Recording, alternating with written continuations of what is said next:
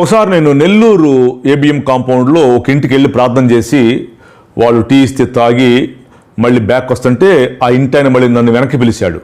బాబురావు గారు రిటర్న్ ఏంటంటే సార్ ఒక ప్రశ్న వేయాలి సార్ మిమ్మల్ని అన్నాడు. ఏంటండి అడగండి. సార్ బాబురావు గారు మీరు 2 అన్నాడు.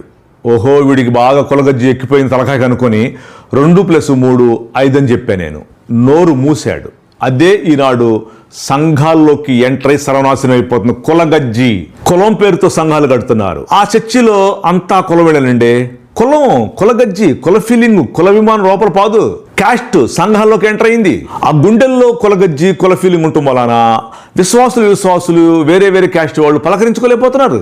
టచ్మినాట్టుగా ఉంటున్నారు. వాళ్ళు ఆ కులం వాళ్ళు కదా, ఈ కులం పైకి హిహి నవ్వుతూ ఏదో పెద్ద అభిమానం చూపించినట్టు ఉంటున్నారే కానీ లోపల కులం గూడు గట్టిపోయి పైకి టచ్మినాట్టు.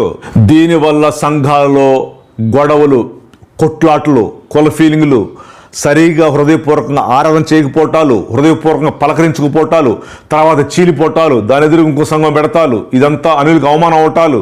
సంఘాలు ఈనాడు భయంకరమైనటువంటి కుల గజ్జి గుండా వెళుతున్నాయి. అవి ఒక రోజున ఖచ్చితంగా దేవునికి అవమానం తీసుకొచ్చే సంఘాలుగా అవుతాయి. చూడండి, 2 కులాలండి, ఆడ మగ అనే కులం. నీకు బ్లడ్ కావాల్సి వచ్చింది, హాస్పిటల్ అడ్మిట్ చేశారు.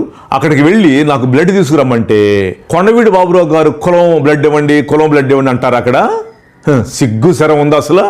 క్రైస్తవ సంఘాల్లో కుల ఫీలింగ్తో పోతున్నటువంటి వారికి నేను గట్టిగా సిగ్గు శరం లేని సంఘాలు అవి.